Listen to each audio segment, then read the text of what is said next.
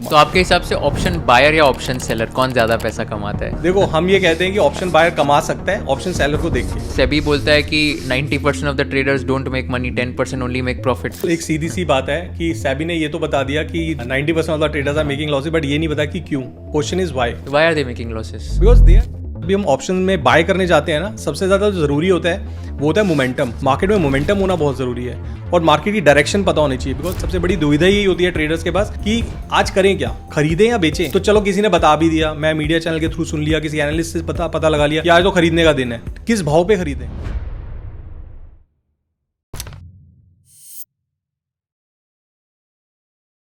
Hi Kshitij sir, welcome to conversation with Kushal. कैसे हो आप? I am good Kushal, how are you? I am amazing as well. आज हम बात करने वाले ऑप्शंस ट्रेडिंग के बारे में, और ये टॉपिक है, मैं CA जब कर रहा था ना, तो मैं हमेशा ऑप्शंस के बारे में पढ़ता था। कॉल ऑप्शन क्या है, पुट ऑप्शन क्या है, बट आपसे मुझे सीखना है कि इसको कैसे प्रैक्टिकल वे में लाइफ में अप्लाई कर सकते हैं एंड ऑनेस्टली कैसे इससे पैसा कमाया जा सकता है।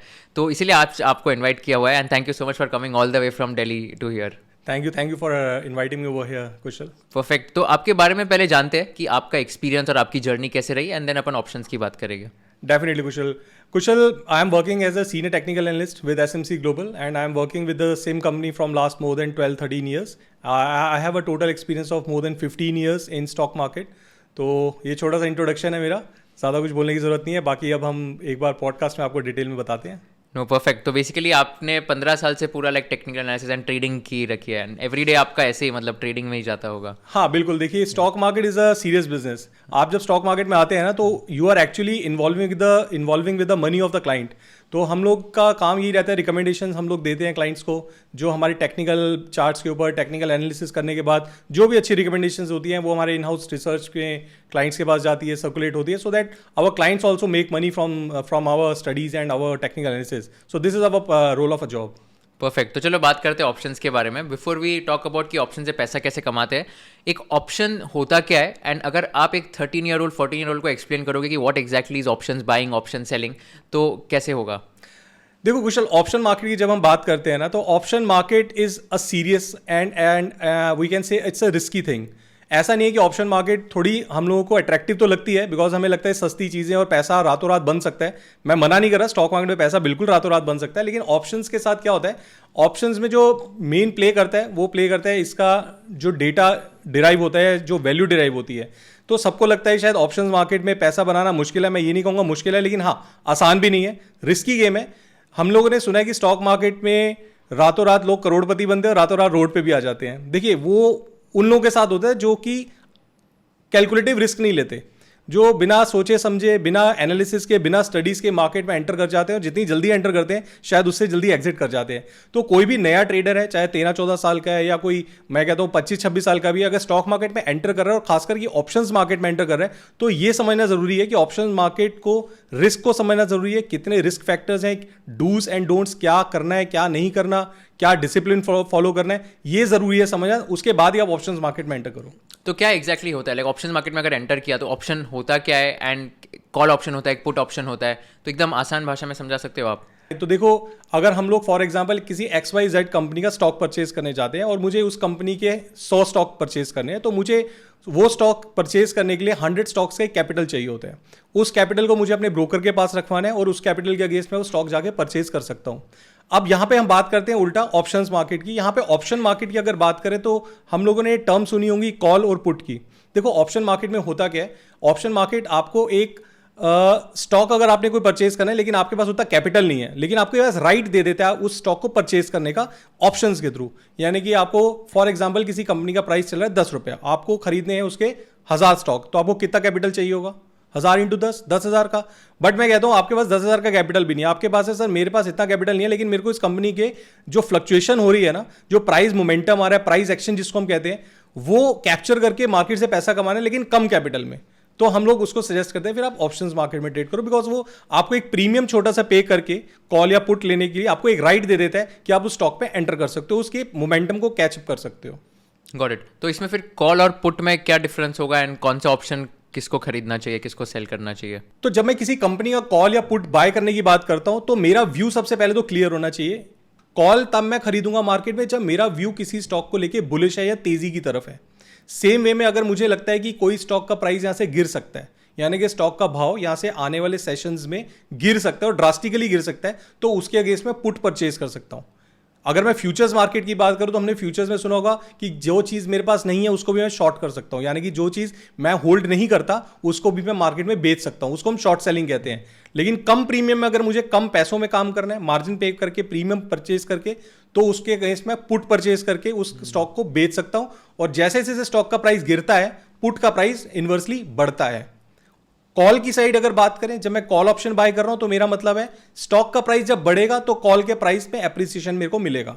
मान लीजिए स्टॉक का प्राइस यहां से फॉल हो जाता है, व्यू था मेरा तेजी का, या मैंने परचेज कर लिया कॉल ऑप्शन, लेकिन मेरा व्यू गलत हो गया। मार्केट में देखिए गलत कोई भी हो सकता है, मैं भी हो सकता हूं, आप भी हो सकते हैं, जो नए ट्रेडर हैं वो तो बल्कि ज्यादा गलती करते हैं। तो जब स्टॉक का प्राइस गिरेगा तो कॉल का प्राइस भी कहीं ना कहीं उसके साथ साथ गिर जाएगा। तो call price is directly proportionate to the price change in any stock, और पुट का price is conversely relatable to that price fluctuation. So this is how call and put basically plays into the market. तो just so that our audience also understand in a simple manner, so basically अगर एक stock है 100 रुपये पे trade कर रहा है, and अगर ये 100 का आगे जाके 120 होगा, तो इसका मैंने कॉल ऑप्शन आज बाय कर लिया, तो इससे क्या होगा कि 100 का जब 120 हो गया तो मेरे पास ऑप्शन है ये स्टॉक 100 रुपये में बाय करने का, तो 20 रुपये का मेरा गेन हो गया बेसिकली। तो ये कॉल ऑप्शन का राइट हो गया। एंड सेम अगर पुट ऑप्शन है, तो अगर ये सेम स्टॉक है 100 रुपये का, मुझे अगर लग रहा है कि ये 100 का 2 महीने बाद 80 होने वाला है, तो मैंने आज पुट ऑप्शन खरीद लिया और मेरे पास अभी ऑप्शन है कि मैं ये 100 रुपये में 2 महीने बाद भी बेच सकता हूँ, बट वो प्राइस 80 रुपये हो गई है, तो इसलिए मैंने 20 रुपये का वापस गेन कर लिया। तो is this a correct understanding?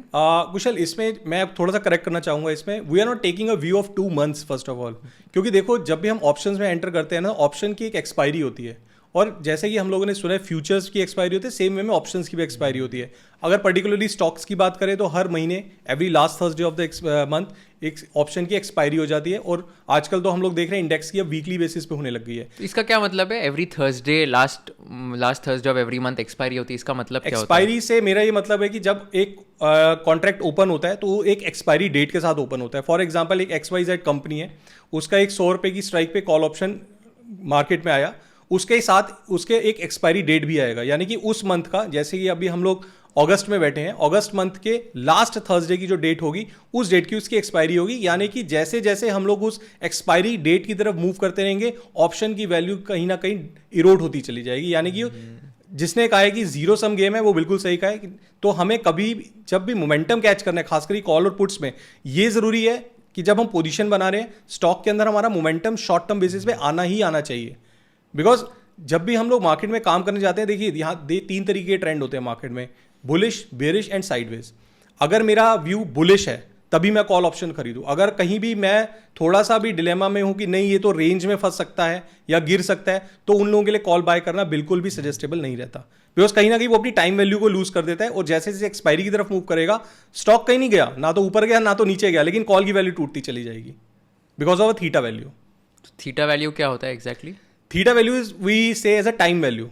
जैसे कि मैंने बताया एक कॉन्ट्रैक्ट का एक्सपायरी होता है, तो एक्सपायरी जितनी भी टाइम फ्रेम की होती है उतने टाइम फ्रेम की उस पर एक वैल्यू डिराइव होती है। ऑप्शन की जब वैल्यू डिराइव करने जाते हैं तो there are number of Greeks, जिन ग्रीक्स को हम लोग बेसिस मान के उसकी वैल्यू डिराइव करते हैं ऑप्शन की। ग्रीक्स क्या होते हैं एग्जैक्टली? ग्रीक्स हो गए जैसे कि डेल्टा हो गया, आपने एक नाम लिया अभी थीटा हो गया, वॉलिटिलिटी में वेगा हो गया, तो काफ़ी सारी टर्म्स होती हैं जो एक ऑप्शन की वैल्यू को डिराइव करती है। तो जब हम थीटा की बात करते हैं, थीटा मतलब जितने टाइम की उसकी एक्सपायरी है उतने टाइम उसमें एक, मान लीजिए 10 रुपये की एक ऑप्शन है, तो 10 रुपये में से कुछ पार्ट उस टाइम वैल्यू का होगा, तो जैसे जैसे वो एक्सपायरी की तरफ मूव करता रहेगा ऑप्शन का वैल्यू गिरता रहेगा।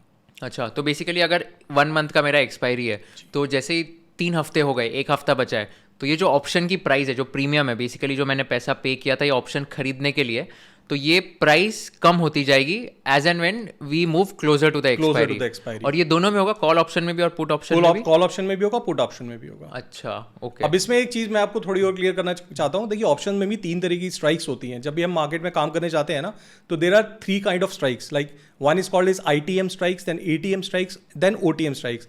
अब जो थीटा की क्या होते हैं, इनके फुल फॉर्म्स क्या होते हैं, और बिल्कुल एक्सप्लेन करोगे? हाँ, देखो इसमें 3 तरह की स्ट्राइक्स होती है। फॉर एग्जांपल एक अंडरलाइन ट्रेड कर रहा है 100 रुपये पे, एग्जांपल लेते हैं, तो जो 100 रुपये की स्ट्राइक होगी स्टॉक की, ऑप्शंस की बात करें, उसको हम कहेंगे ATM स्ट्राइक, यानी कि एट द मनी स्ट्राइक।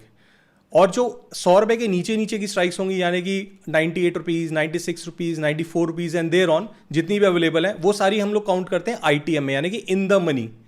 और उसके अगेंस्ट अगर बात करें ओटीएम स्ट्राइक्स हो गई, जितनी भी स्ट्राइक्स हमारी 100 रुपए के ऊपर अवेलेबल है, यानी कि अंडरलाइन वैल्यू मेरी स्टॉक की चल रही है 100 रुपए, तो 100 रुपए से ऊपर की स्ट्राइक जितनी हुई होगी 102, 104, 106 ओटीएम स्ट्राइक्स, 100 रुपए eight the money strike, ATM strike, और उसके बिलो जितनी भी है वो आईटीएम स्ट्राइक यानी इन द मनी। ये कॉल के लिए हुए ना? दोनों के लिए, पुट के लिए भी? कॉल के लिए भी, पुट के लिए भी। अच्छा, बिल्कुल। okay.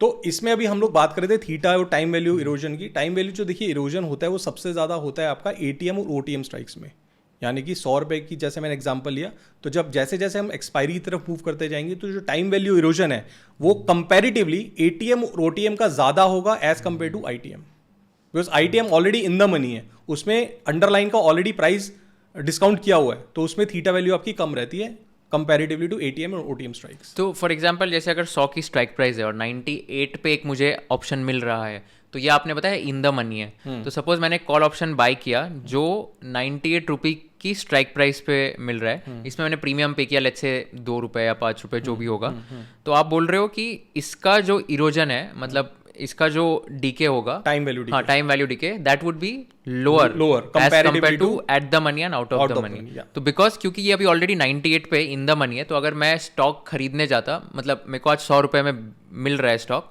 बट इसकी वजह से मुझे 98 में मिल रहा है, is that the correct understanding? 98 strike का, हाँ 98 strike in the money strike का, तो उसमें आपकी time value erosion comparatively basis पे कम होगी, उसमें भी होगी। अब तो इतने सारे सॉफ्टवेयर अवेलेबल हैं जो कि ग्रीक्स की वैल्यू आपको ऑलरेडी ऑप्शन के सामने देते हैं, इनबिल्ट होती है। आपको वेगा की वैल्यू चाहिए, आपको डेल्टा की वैल्यू चाहिए, आपको थीटा की वैल्यू चाहिए। आपको मान लो स्ट्राइक प्राइस चल रहा है 10 रुपये का, ठीक है, 10 रुपये की आपने कोई कॉल ऑप्शन खरीदी, तो 10 रुपये के सामने ही आपको वैल्यू पता लग जाएगी, इसमें डेल्टा की वैल्यू कितनी है, इसमें थीटा की वैल्यू कितनी है। यानी कि 10 रुपये में से मान लो 2 रुपये थीटा वैल्यू है, तो 2 रुपये तो उसमें ऑलरेडी टाइम वैल्यू गया हुआ है। तो अब मार्केट अगर कुछ भी नहीं हुई, अंडरलाइन हिला भी नहीं ना अपनी जगह से, तो 10 रुपये के 8 रुपये तो आपके वैसे ही हो गए।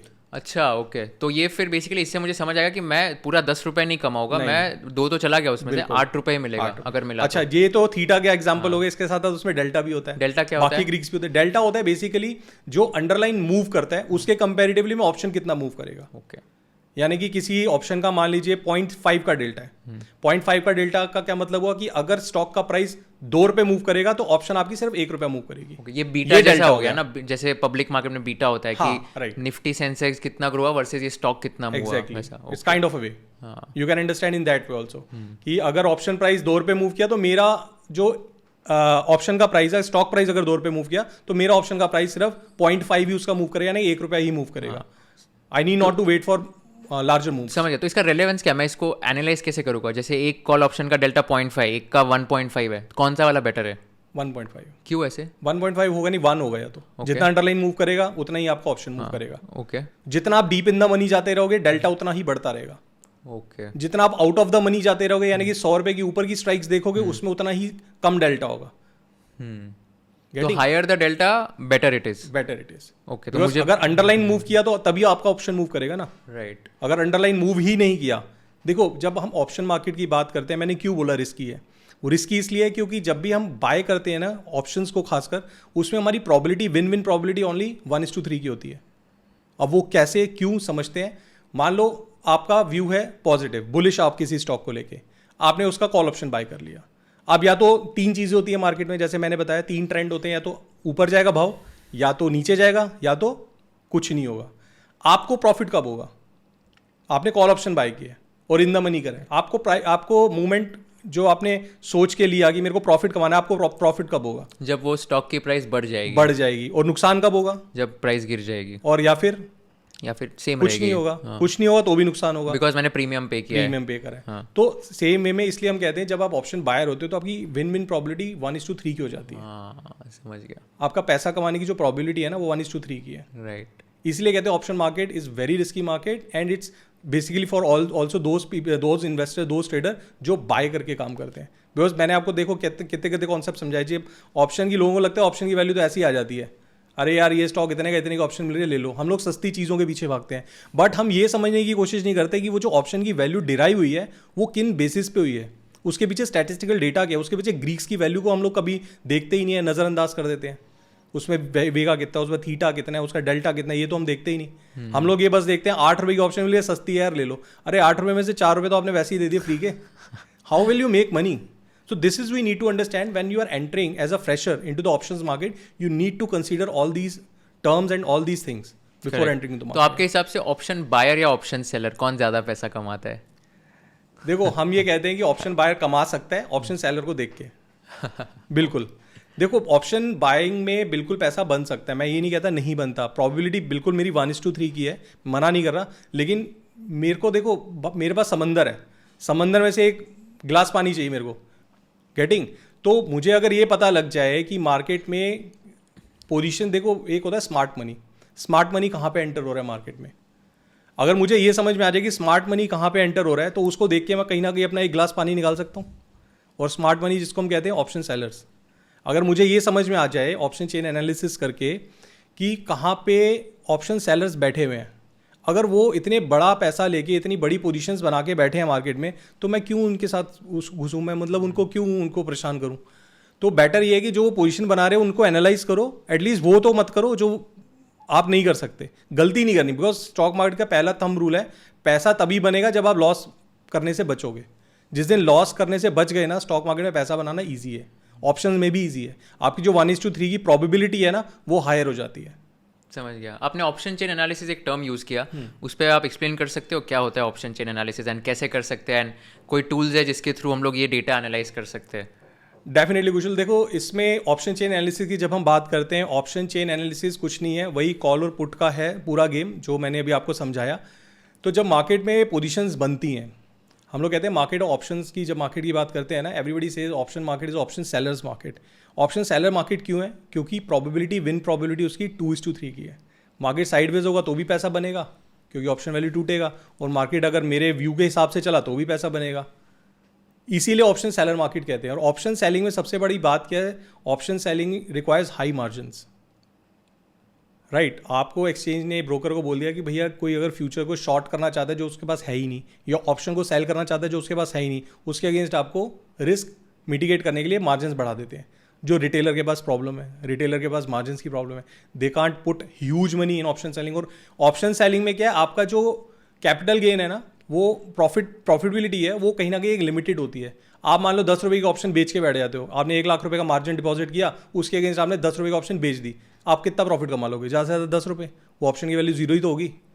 लेकिन ऑप्शन बायर के पास क्या होता है, वो कहता है मैं 10 रुपये चीज़ खरीदूंगा, उसको 40 भी हो सकती है, 50 भी हो सकती है, 100 भी हो सकती है। इसलिए हम लोग ऑप्शन, जो रिटेलर होता है ऑप्शन बाइंग की तरफ ज़्यादा भागता है, वो सस्ती चीज़ मिल रही है, लेकिन उसको ये नहीं पता उसकी प्रोबेबिलिटी 1:3 की ओनली, सस्ती चीज़ के पीछे नहीं जाना। तो ऑप्शन चेन एनालिसिस कुछ नहीं है Kushal, it's all about calls and puts. जो भी कॉल्स के अंदर डेटा बनता है, जो भी पुट्स के अंदर डेटा बनता है, उसको एनालाइज करते हैं, वो उसको हम ऑप्शन चेन कहते हैं। यानी कि जैसे मैंने बताया पोजीशन बनती है कॉल्स में और पुट्स में, there are different strikes as we have discuss, there are ITM strikes, there are ATM strikes, there are OTM strikes. हर स्ट्राइक में कुछ ना कुछ पोजीशन बनती है, ओपन इंटरेस्ट क्रिएट होते हैं मार्केट में। अब उसको एनालाइज करना is called option chain analysis. Calls में कितनी पोजीशंस बन रही हैं और पुट्स में कितनी पोजीशंस बन रही हैं। कॉल्स में पोजीशन बनेगी, जो जिसका व्यू तेजी का हो वो कॉल में पोजीशन बनाएगा, जिसका व्यू मंदी का होगा वो पुट में पोजीशन बनाएगा। लेकिन स्मार्ट मनी क्या करता है, वो उल्टा करता है। उसको लग रहा है यहाँ मंदी आएगी तो क्या करेगा, मंदी खेलने के लिए बताओ क्या दो तीन चीज़ें होती हैं। अगर मेरे को मार्केट में मंदी खेलनी है, तेज़ी खेलनी है, मैं ज़्यादा से ज़्यादा क्या कर सकता हूँ, या तो मैं फ्यूचर बाय कर लूँगा, या तो मैं कॉल ऑप्शन बाय कर लूँगा। इसके अलावा और कोई तरीका है तेज़ी खेलने का? Put sell. मान लो किसी अंडरलाइन का प्राइस मेरे को पता है यहाँ से बढ़ेगा, बट मैं कंफर्टेबल हूँ, मेरे को कॉल ऑप्शन बाय नहीं करना, मैं इन द मनी की उसकी पुट बेच दूंगा ना, क्योंकि जैसे जैसे अंडरलाइन का प्राइस बढ़ेगा पुट की वैल्यू टूटेगी। तो option selling is also one way if you are a bullish in a market, put option selling. And if you are bearish in market, if your view is bearish on market, then you have to sell call option if you are call seller. क्योंकि market जब Nifty गिरेगा या कोई भी underline गिरेगा तो call का price टूटेगा ना। तो उसमें क्या है, आपने मान लो आउट ऑफ द मनी की, deep out of the money की एक स्ट्राइक मिल रही है आपको, सस्ते में मिल रही है, 8 रुपये मिल रही है, आपको पता है मार्केट इसके ऊपर तो नहीं जाएगा, दूर की स्ट्राइक बेच दिया आपने। जैसे जैसे एक्सपायरी होगी वो 8 रुपये की चीज़ 2 रुपये हो जाएगी, आपका प्रॉफिट हुआ 6 रुपया, लेकिन उसके लिए आपको कैपिटल ज़्यादा चाहिए। और खुदा ना खास्ता आपका व्यू गलत हो गया, वो 8 रुपये की चीज़ कुछ भी हो सकती है। तो you need to manage your risk as well with your strategy, with your discipline. तो श्रुति सर, आपने लाइक बहुत अच्छे अच्छे टर्म्स यूज़ भी किए यहाँ पर। पुट कॉल रेशियो आपने उसकी बात की, एंड ओपन इंटरेस्ट की बात की। अभी ये सारे बहुत हैवी वर्ड्स हैं हमारी ऑडियंस के लिए भी और मेरे लिए भी। तो आप इसको एकदम ईजी वे में एक्सप्लेन कर सकते हो from an example? And in fact I was going through your amazing tool as well, auto tender, जो एकदम लाइक उस पर प्रॉपर डेटा एनालिसिस कर सकते हैं ऑप्शंस का, एंड उस पर सारी डेटा होती है, बाय सेल वगैरह। तो उसके थ्रू आप ये एक्सप्लेन कर सकते हो? डेफिनेटली कुशल, देखिए ऑटो टेंडर की आपने बात करी है। हाँ, ये पहले मैं बता दूं, ये हमारा इन हाउस रिसर्च टूल है। Basically this is a research tool. The people who are interested in stock market, in doing research in stock market, this is very helpful for those. और जितनी चीज़ें अभी तक हम लोगों ने डिस्कस करी हैं about the option chain analysis, how basically it works, I just show you on to my screen कि किस तरीके से चीज़ें काम करती हैं। हम लोग बात कर रहे थे यहाँ पे पीसीआर डेटा की। This is called a put call ratio data. As you can see, जब हम इसको लॉग इन करते हैं सॉफ्टवेयर को, तो इस तरीके का एक ऑप्शन चेन एनालिसिस ओपन होता है हमारा डेरिवेटिव साइड में, Nifty OI table. This is for the current week expiry. और इस तरीके से डेटा हम लोग एक्सेल फॉर्मेट में आपको प्रेजेंट करते हैं। सो this is an option chain analysis. जैसे कि मैंने अभी बताया था ना थोड़ी देर पहले कि कॉल्स में कुछ ओपन इंटरेस्ट ऐड होता है, देन पुट्स में ओपन इंटरेस्ट ऐड होता है। So if you can see on the screen, this is a call side, this is a put side, and the data which you are seeing on the screen is the open interest, change in open interest of calls and puts. तो इसका मतलब क्या है? Like ये बहुत complicated हो रहा है। लाइक 1.7 का इंटरप्रिटेशन क्या है? चेंज इन ओपन इंटरेस्ट क्या है? ओपन इंटरेस्ट होता क्या है? मतलब ये एनालाइज कैसे करेंगे डेटा को? देखिए बहुत सिंपल है, मैं बहुत सिंपल वे में एक बार समझाने की कोशिश करता हूँ। पहले मैं समझाता हूँ आपको ओटीएम, एटीएम और आईटीएम स्ट्राइक क्या होती है। If you can C, this is a highlighted strikes, this is a strike column, and this is a highlighted strike जो है 25,250। अब 25,250 को हम लोगों ने हाईलाइट क्यों किया? बिकॉज ये हमारी आज की एटीएम स्ट्राइक है। आज मार्केट ओपन हुआ 25,250 के लगभग, तो 25,250 होगी मेरी एटीएम स्ट्राइक। मतलब ये निफ्टी 50 का इंडेक्स वैल्यू है आज का? हाँ, 25,250। ये निफ्टी 50 की हम बात कर रहे हैं। निफ्टी 50 का 25,250 का जो स्ट्राइक है, ये हाईलाइट हो गया। This is an ATM strike जो अभी हम लोग डिस्कस कर रहे थे। अब इसके ऊपर की जितनी स्ट्राइक्स है मार्केट में available, that is 25,300, 350, then 400 and so on, till हम लोगों ने डेटा उठाया 25,650 तक की स्ट्राइक का। बिकॉज हम लोग मानते हैं कि इसके बाहर आज बाजार नहीं जाएगा या नहीं जाएगा, फिलहाल हम लोग एक्सपेक्ट नहीं कर रहे। और आईटीएम स्ट्राइक की बात करें तो 25,250 के नीचे की जितनी भी स्ट्राइक्स है, 25,200, 25,150, 25,100 and so on till 24,850 strike, हम लोगों ने हर एक स्ट्राइक का कॉल साइड का और पुट साइड का क्या ओपन इंटरेस्ट चेंज हुआ है, क्या उसका प्राइस चल रहा है। जैसे देखो ये ऑप्शन प्राइस की बात करें तो 25,650 की कॉल ऑप्शन अभी 12 रुपए 50 पैसे पे ट्रेड हो रही है। इसमें ओपन इंटरेस्ट ऐड हुआ है 13,16,750 का। चेंज कितना हुआ है? 5,04,550 का। ये हमारा चेंज इन ओपन इंटरेस्ट हो गया, ये हमारा टोटल ओपन इंटरेस्ट हो गया, ये हमारी स्ट्राइक हो गई, और ये हमारा स्ट्राइक का प्राइस हो गया। ओपन इंटरेस्ट क्या होता है? Open interest basically is that contract which is not gate squared of. आपने खरीदा, मैंने बेचा, वॉल्यूम कितना जनरेट हो गया? 2 का, और पोजीशन स्क्वायर ऑफ हो गई। This is called volume.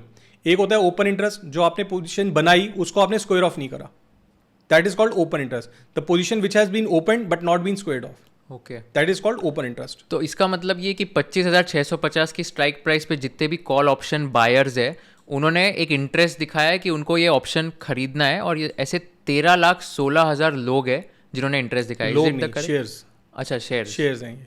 Okay, this is not the number of people who are interested, this is the number of shares. तो 13,16,750 शेयर्स। बट ये तो अभी एक मिनट में कंफ्यूज हो गया था। तो ये तो इंडेक्स है निफ्टी 50 का, तो इसमें इसका क्या मतलब है? अभी 13 लाख अभी चेंज हो गया, ये शायद 13,60,000। क्योंकि हम लोग लाइव मार्केट में कर रहे हैं, तो इट कीप्स ऑन चेंजिंग। जैसे जैसे मार्केट मूव करेगा, डेटा चेंज होगा, इट कीप्स रिफ्रेशिंग। तो इसका क्या इंटरप्रिटेशन हुआ कि 13,60,325 शेयर्स जो हैं मार्केट में अभी ओपन इंटरेस्ट क्रिएट हुआ है 25,650 की स्ट्राइक पे कॉल ऑप्शंस। तो इतने लोगों को खरीदना है क्या? मतलब इतने लोग नहीं, तो क्या इन अ वेरी सिंपल वे मैं आपको समझाता हूँ।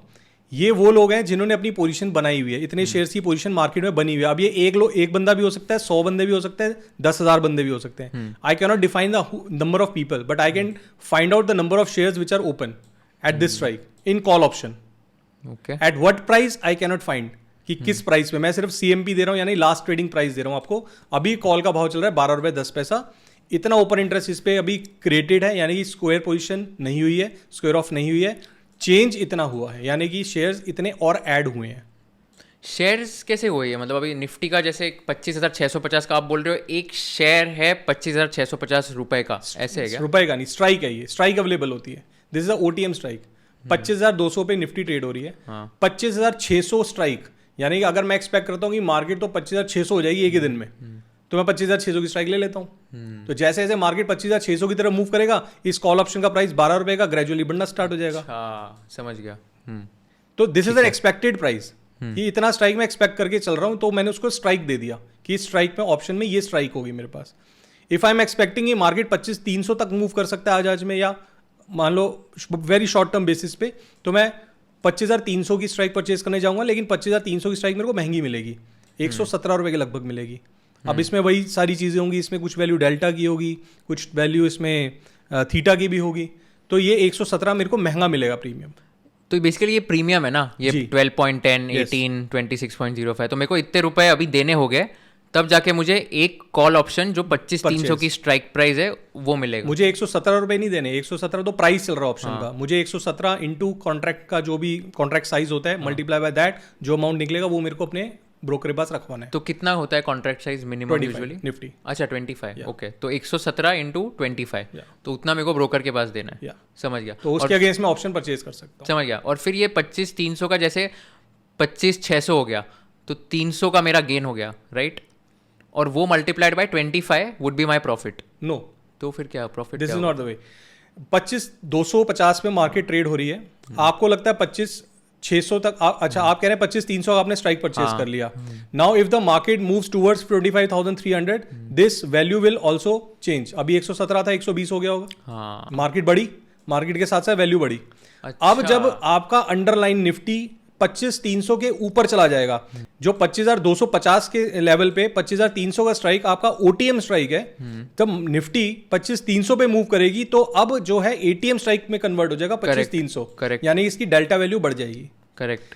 सेम वे में इफ निफ्टी मूव टुवर्ड्स 25,450, तो आपने जो 25,300 का स्ट्राइक लिया था, it will be considered as ITM strike, in the money strike. तो अगेन इसका डेल्टा और ज्यादा बढ़ चुका होगा। नहीं, मैं ये समझने की कोशिश कर रहा हूँ कि इसमें मेरा प्रॉफिट कितना होगा फिर? आपको प्रॉफिट होगा जब 25,300 पे मार्केट पहुंच जाएगा, तो आपको प्रॉफिट होना स्टार्ट हो जाएगा, और 25,300 के ऊपर तो प्रॉफिट आपकी जो प्रोबेबिलिटी और बढ़ती जाएगी जैसे जैसे 300 के ऊपर मूव करना स्टार्ट होगा। नहीं, बट मेरा क्वेश्चन है कि प्रॉफिट का अमाउंट कितना होगा, मैं वो amount it depends how much position you take into market. तो प्रॉफिट कितना होगा वो केस में? वो डिपेंड करता है, मैंने आपको बताया ना, जैसे अभी लास्ट ट्रेडिंग प्राइस 120 रुपए चल रहा है, इस 120 के अंदर कुछ ना कुछ डेल्टा भी होगा, कुछ ना कुछ इसमें थीटा वैल्यू भी होगी, वो अभी हम लोग इसके अंदर प्रोवाइड नहीं कर रहे, जो ग्रीक्स की वैल्यू होती है, बट ग्रीक्स की वैल्यू इजीली अवेलेबल है। In future time we will integrate these Greeks value with the options price as well, so that one can get an idea कि इस 120 रुपए के अंदर कितना थीटा है, कितना डेल्टा है। यानी कि जब मार्केट 100 पॉइंट मूव करेगी तो मेरा कॉल ऑप्शन कितना मूव करेगा। मैं एक हाइपोथेटिकल एग्जांपल लेता हूँ, मान लो इसमें 0.5 का डेल्टा है, तो निफ्टी मूव करी 50 पॉइंट, 25,250 से 25,300, तो ऑप्शन प्राइस कितना मूव करेगा? 25 रुपए, यानी कि 120 से 145 रुपए, वही आपका प्रॉफिट होगा। अच्छा, तो मेरा प्रॉफिट हो गया 145 माइनस 120। ऑब्वियसली 120 में तो आपने खरीदा, 145 में आप बेच रहे हो, तो प्रॉफिट हो आपका 25 पॉइंट्स का। समझ गया। And multiplied by lots, number of lots you have taken into the market. ठीक है, तो अभी ओपन इंटरेस्ट समझ गया। हाँ, फिर बाकी तो सेम वे में जैसे हम लोग कॉल ऑप्शन में दे रहे हैं, सेम वे में हम लोग पुट ऑप्शन में दे रहे हैं, और दोनों तरफ का हम लोग कुछ ना कुछ मार्केट में पोजीशंस बनती रहती है, क्योंकि कोई मार्केट का व्यू मंदी का लेके चल रहा है, कोई तेजी का लेके चल रहा है, तो जो भी मार्केट में पोजीशंस बिल्डअप हो रही हैं उसको हम कहते हैं ऑप्शन चेन एनालिसिस, यानी कि call option and put option का जो कंबाइंड एनालिसिस होता है, that is called option chain analysis. And this is a weekly off 5 September expiry है, 5 सितंबर का डेटा आपको मिलता है, और इस तरीके से मार्केट में कुछ ना कुछ टोटल ओपन इंटरेस्ट क्रिएट हो जाता है, यानी कि 24,850 से लेके 25,650 तक का, यानी लगभग 800 से 1000 पॉइंट की रेंज है निफ्टी की जो हमने पिक करी, और उस 1000 पॉइंट की रेंज में हर स्ट्राइक पे कुछ ना कुछ पोजीशंस बनी होगी मार्केट में, and this is a total open interest, total change in open interest of call side and put side. समझ गया। ये येलो में मतलब ये पॉजिटिव है या नहीं, वो है just highlighted it in yellow colour so that आपको इजीली मतलब फाइंड आउट हो जाए नंबर। सो टोटल 94,44,300 ये जो है, इतने शेयर्स ओपन चेंज हुए, इतने ओपन इंटरेस्ट शेयर। और पुट साइड में कितने हुए? 18 लाख, यानी कि पुट साइड में ज्यादा बढ़े कंपैरेटिवली टू कॉल साइड। अब जब मैं इसको डिवाइड करता हूँ, पुट के डेटा को कॉल के डेटा के साथ डिवाइड करता हूँ, this is called PCR, put call ratio. So अब आप पूछोगे ये PCR डेटा तो आपने दिखा दिया, but how it will gauge the direction of the market? Correct, because मैंने स्टार्टिंग ऑफ द वीडियो ये समझाया था कुशल, जब भी हम ऑप्शन में बाय करने जाते हैं ना, सबसे ज्यादा जो जरूरी होता है वो होता है मोमेंटम। मार्केट में मोमेंटम होना बहुत जरूरी है, और मार्केट की डायरेक्शन पता होनी चाहिए, बिकॉज मार्केट में अगर डायरेक्शन नहीं है, if it's a directionless market, जिसको हम कहते हैं साइडवेज मार्केट। अगर किसी दिन साइडवेज मार्केट है ना, उस दिन मुझे ऑप्शन में तो बिल्कुल ट्रेड लेना ही नहीं है, बिकॉज उस दिन थीटा वैल्यू इरोड होने की सबसे ज़्यादा प्रोबेबिलिटी है। मैं कह रहा हूँ 25,250 पे निफ्टी ट्रेड हो रही है, मैं 25,250 की ही स्ट्राइक ले लेता हूँ, एटीएम स्ट्राइक, ताकि थीटा वैल्यू डिके होने की मेरी प्रोबेबिलिटी कम हो, क्योंकि ओटीएम में ज़्यादा है, मैं एटीएम लेके बैठ गया। अब मार्केट पूरा दिन कुछ हुआ ही नहीं, एक्टिविटी हुई नहीं, 25,250 पे क्लोज हो गई, लेकिन आप देखोगे मार्केट तो वहीं क्लोज हुई, लेकिन ऑप्शन वैल्यू वहाँ पे क्लोज नहीं होगी, ऑप्शन में थीटा वैल्यू डिके हो चुका होगा। तो this is how you make a loss in a market. तो ये जरूरी है, जब भी हम पीसीआर डेटा को एनालाइज करते हैं, you should know when the market momentum is in your side and when the market momentum is not in your side. So this is why we calculate PCR and try to gauge the direction of the market without using the technical charts. अब कई लोग ऐसे भी होते हैं traders जो कि active trader नहीं होते, उन लोगों के पास इतना टाइम नहीं है, यार मेरा तो ये सेकेंडरी थिंग है, मेरा प्राइमरी थिंग नहीं है, मैं डेटा को एनालाइज नहीं कर सकता, मैं चार्ट टेक्निकल एनालिसिस नहीं सीखना, मेरे को सीखने चाहता नहीं, मेरे पास टाइम नहीं है, मेरे को समझ नहीं आते, तो उन लोगों के लिए सबसे बेस्ट होता है ये डेरिवेटिव डेटा को एनालाइज करके मार्केट की डायरेक्शन समझना।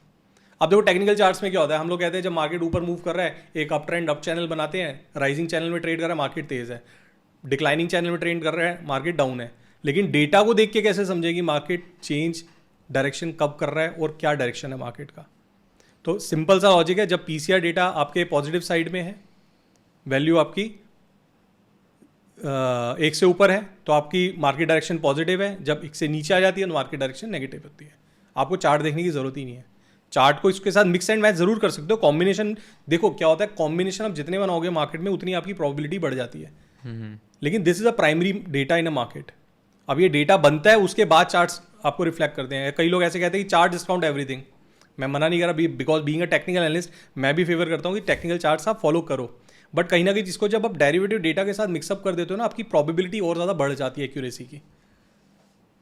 सो you always should have a combination of both studies. If you are a fundamental analyst you should also have knowledge about technical and derivative, not much but a bit. समझ गया। एक quick question है, slide के सामने आपने जो दिखाया है पीसीआर का डेटा है, यहाँ पे एक जगह बाय लिखा है और दूसरी जगह भी एक कॉलम है बाय, और कुछ कुछ कॉलम्स है जहाँ पे बाय लिखा है और राइट में सेल लिखा है, वीवैप सिग्नल लिखा है। तो व्हाट इज वीवैप सिग्नल और ये बाय बाय बाय सेल, क्या इसका क्या रेलेवेंस है? बेसिकली क्या होता है कुशल, जब मार्केट में हम एनालाइज करने जाते हैं ना, तो there are very complicated things which some people don't understand, कि यार बहुत कॉम्प्लिकेटेड टेक्निकल चीज़ें हैं, मैं इतना नहीं घुसना चाहता हूँ। उनके लिए हम लोगों ने बड़े सिंपल वे में एक स्ट्रैटेजी बना के दी, जो लोग खासकर की ऑप्शन ट्रेडिंग में बाइंग साइड में काम करते हैं, एक स्ट्रैटेजी बना के दी हम लोगों ने। इस डेटा को यूज़ किया वीवैप सिग्नल के साथ, this is called volume weighted average price. ठीक है, तो अब इसमें हम लोगों ने क्या किया, एक सिंपल सी स्ट्रैटेजी बनाई, जैसे मैं अभी बता रहा था कि कॉम्बिनेशन लेके चलो हमेशा, तो वीवैप इज अ टेक्निकल इंडिकेटर। अब वॉल्यूम वेटेड एवरेज प्राइस के साथ हम लोगों ने कैसे कंबाइन किया, क्या होता है, क्या वॉल्यूम वेटेड एवरेज प्राइस? पूरे दिन में जो जिस प्राइस पे सबसे ज्यादा वॉल्यूम्स जनरेट हुए हैं, that is called a volume weighted average price. यानी कि मार्केट ओपन हुआ, किसी ना किसी भाव पे मैक्सिमम वॉल्यूम्स हुए होंगे, या 25,250 पे हुआ होगा, 255 पे हुआ होगा, या 235 पे हुआ होगा। तो मार्केट जैसे जैसे मूव करती रहती है ना, वो कैलकुलेशन चलती रहती है क्यूमुलेटिव बेसिस पे। तो जब वो वॉल्यूम कैलकुलेट होती है, तो एक वॉल्यूम के बेस पे हम लोगों को एक प्राइस मिलता है which is called a volume weighted average price. Okay, कि किस प्राइस पे मैक्सिमम वॉल्यूम्स हो रहे हैं, which is basically acts as for the intraday trader, which acts as a support and resistance. ठीक है, सपोर्ट होता है जहां डिमांड ज्यादा होती है, वो सपोर्ट होता है मार्केट में, जहां सप्लाई ज्यादा होती है वो रेजिस्टेंस होता है मार्केट में। ठीक है, तो this volume weighted average price basically acts as a for the intraday traders, it acts as a support and resistance for any underline. ये हम लोगों ने वीवैप का प्राइस बड़े इजीली अवेलेबल है मार्केट में, ऐसा नहीं कि इसी सॉफ्टवेयर में इजीली अवेलेबल है, बट हम लोगों ने इंटीग्रेट एक ही सिंगल प्लेटफॉर्म पे इसलिए कर दिया, सो दैट जो ट्रेडर्स हैं हमारे, दे गेट टू अंडरस्टैंड, एक सिंगल पेज पे उनको सब कुछ मिल जाए कि डेरिवेटिव डेटा क्या कह रहा है, पीसीआर डेटा क्या बोल रहा है, मार्केट ऊपर है या नीचे है, साथ साथ वीवैप का क्या प्राइस आ रहा है। तो वीवैप जैसे मैंने बताया सपोर्ट और रेजिस्टेंस, तो ये जो वीवैप का प्राइस देख रहे हो, ये हो गया आपका अंडरलाइन का प्राइस, यानी कि निफ्टी का प्राइस 25,394, जो अभी करंट मार्केट प्राइस चल रहा है 3:30 पे जो क्लोज हो गया। मार्केट बंद हुई 25,394, वीवैप था आज का 25,342 का।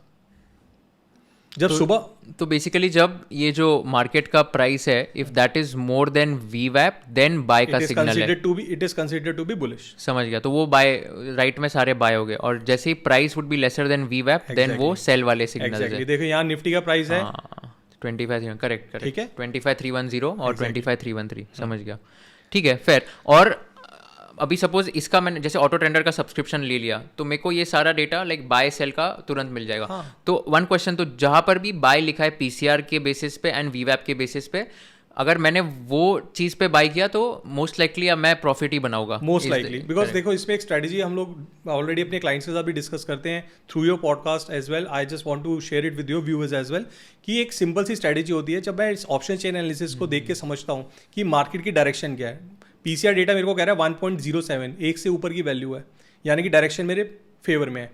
लेकिन क्या प्राइस एक्शन मेरे फेवर में है? प्राइस एक्शन मेरे फेवर में तब आएगा जब वो अपने वी वैप के ऊपर मूव करेगा, यानी कि अपने रेजिस्टेंस जो सप्लाई है, वॉल्यूम बेस्ड सप्लाई है, उसके ऊपर मूव करना स्टार्ट करेगा। सो this is a double confirmation for me before taking a trade. तो जो सबसे बड़ी दुविधा होती है ना जब सुबह मार्केट खुलती है, सबसे बड़ी दुविधा यही होती है ट्रेडर्स के पास कि आज करें क्या, खरीदें या बेचें। तो चलो किसी ने बता भी दिया, मैं मीडिया चैनल के थ्रू सुन लिया, किसी एनालिस्ट से पता लगा लिया कि आज तो खरीदने का दिन है, किस भाव पे खरीदें। तो ये वी वैप जो है ना आपको भाव को डिस्कवर करने में आपको हेल्प करता है। जितना भाव के पास खरीदोगे, वी वैप के पास खरीदोगे, जहां वॉल्यूम वेटेड एवरेज प्राइस के पास खरीदोगे, उतनी प्रोबेबिलिटी आपकी हायर है प्रॉफिट बनाने की।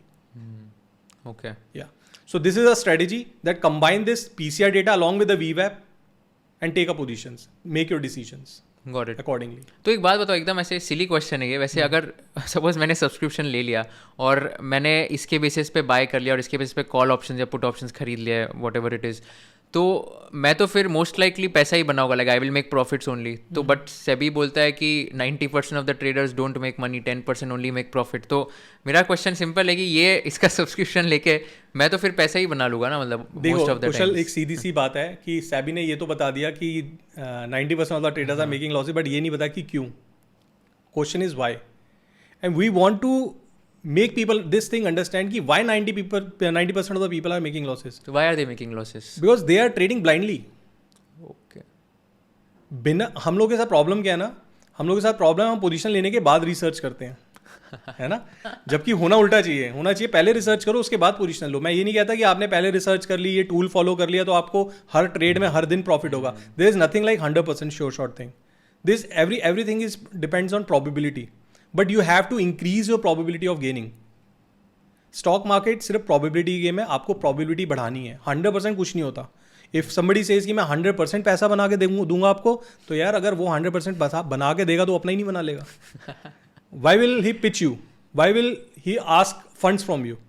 सो there is nothing like 100%, but yes probability आपकी अगर पैसा बनाने की एज एन एक्सपीरियंस ट्रेडर 60, 65%, 70% तक जाती है, तो अपनी प्रोबेबिलिटी को आपको कहीं ना कहीं एक स्ट्रेटेजी के थ्रू, एक डेटा एनालिसिस के थ्रू बढ़ा जरूर सकते हो। तो ये प्रॉब्लम है कि सेबी ने बता तो दिया कि 90% ट्रेडर लॉस करते हैं, बट वो लॉस क्यों करते हैं? वो इसीलिए करते हैं lack of knowledge, lack of discipline. मेरे पास एक XYZ, मान लो मैंने एक स्ट्रेटेजी डेवलप करी, उसमें मैंने रूल्स भी बना लिए कि ये रूल ये रूल ये रूल, उसको मैंने बैक टेस्ट भी कर लिया। अरे यार क्या बात है, 5 साल में तो मेरे को इतना बढ़िया रिटर्न बना के दे रही है।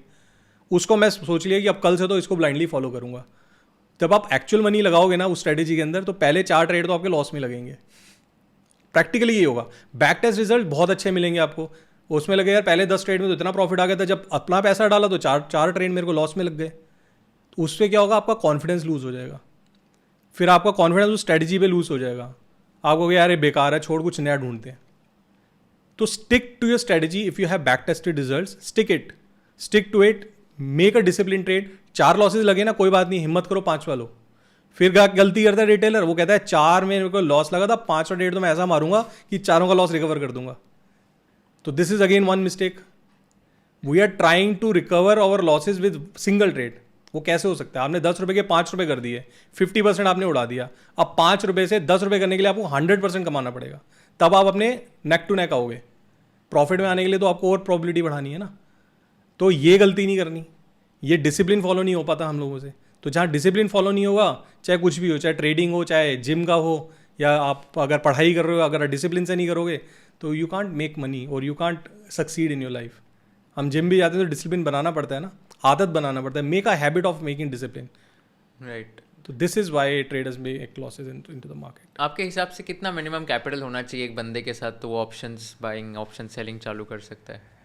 देखो, ऑप्शन बायर की अगर मैं बात करूं, अगर आप ये सोचो कि मैं 10-20 हज़ार रुपये लेके 25-30 हज़ार रुपये लेके आऊँगा और पता नहीं क्या ही कर दूंगा, it's not for the game for those people who are have less money. देखो, कम पैसे से आप, मैं ये नहीं कहता कम पैसे वाले को नहीं आना चाहिए, मैं डीमोटिवेट नहीं कर रहा. आपके पास कम भी पैसा है तो आप आओ, लेकिन पहले अपने गोल्स डिफाइन करके आओ. आप अपने जो कैपिटल इन्वेस्ट कर रहे हो, आप उसके ऊपर जो रिटर्न कमाना चाह रहे हो उसको दिमाग में रख के आओ. आप ये सोचोगे अगर मैं 5% कमाना है मार्केट से महीने का, फॉर एग्जाम्पल हाइपोथेटिकली मेरे को 5% कमाना है, तो आप सोचो ना 10,000 के ऊपर 5% कमाना है आपको. अगर 10,000 के ऊपर 5% कैलकुलेट करें तो कितना निकला? 500 रुपये. लेकिन वैसे बात करें तो 500 रुपये तो यार लंच में निकल जाएंगे. 500 रुपये में होता क्या है? तो भैया फिर पैसा बढ़ाओ, कैपिटल बढ़ाओ. लोग क्या करते हैं ना, अपनी रिटर्न को परसेंटेज वाइज नहीं डिफाइन करते. वो लोग डिफाइन करते हैं इन टर्म्स ऑफ मनी, कि मैं 10,000 के 20,000 बनाऊंगा. वो 10,000 के 20,000 नहीं बनते सर. 10,000 को आप रिटर्न आप एक्सपेक्ट करो, लेकिन इन टर्म्स ऑफ परसेंटेज. तो you need to very much clear when you are entering into options market, you need to be very much clear how much risk you want to take and how much reward you are expecting. अब 5% का कोई return मान लो expect कर रहा है, लेकिन वो risk लेने को तैयार है. मैं पूरा रिस्क लेने को तैयार हूँ 10,000 का. तो यानी कि 100% ऑफ द कैपिटल का आप रिस्क ले रहे हो और कमाने जा रहे हो सिर्फ 5%. कौन आपको समझदार बोलेगा? 5% अगर कमाना है तो अपना रिस्क रिवॉर्ड भी तो उसी हिसाब से डिफाइन करो ना. तो आप मान के चलो मैं 3% तक लॉस लेने को तैयार हूँ. अगर आप 100% ऑफ द कैपिटल इरोड करने को तैयार हो तो फिर आप 100% इरोड ही करोगे. आप क्यों आई हुई इस माइंड सेट से हो कि या तो आर या तो पार, या तो 10 के 20 करूंगा या तो 10 के 0, तो फिर तो बैटिंग ही होगी ना सर. या मैं बैटिंग करने थोड़ी बैठा हूं. How is it different from gambling? It is very much different from gambling. See, if you are trading in a market, in a stock market particularly, without knowledge, without any analysis, without any studies, that means you are gambling. That means you are gambling.